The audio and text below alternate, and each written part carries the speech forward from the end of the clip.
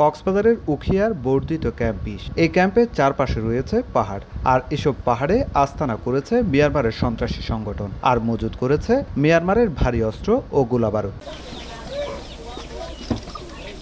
অস্ত্রধারী লোকজন জড়ো হওয়ার সংবাদ পায় এপিবিএন। তাৎক্ষণিক ৩টি দল ঘটনাস্থলে পৌঁছালে গুলি ছোড়ে সন্ত্রাসীরা।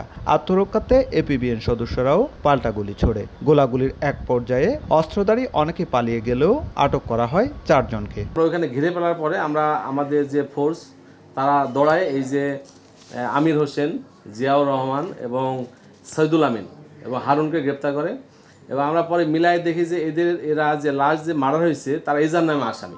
এরই মধ্যে আইনশৃঙ্খলা রক্ষাকারী বাহিনী মিয়ানমার থেকে আসা G3 রাইফেল, রকেট শেল ও গ্রেনেড উদ্ধার করেছে।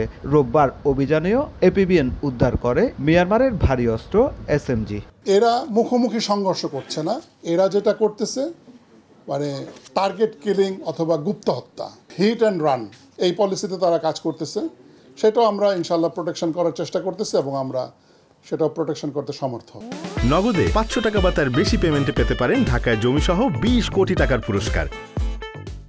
এপিবিএনের দাবি, আটক ৪ জনই মিয়ানমারের সন্ত্রাসী সংগঠন আরসার সদস্য। তাদের বিরুদ্ধে হত্যা, অপহরণ, অস্ত্র ও চাঁদাবাজি সহ নানা অভিযোগে একাধিক মামলা রয়েছে। সুজাউদ্দিন রুবেল, সময় সংবাদ, কক্সবাজার।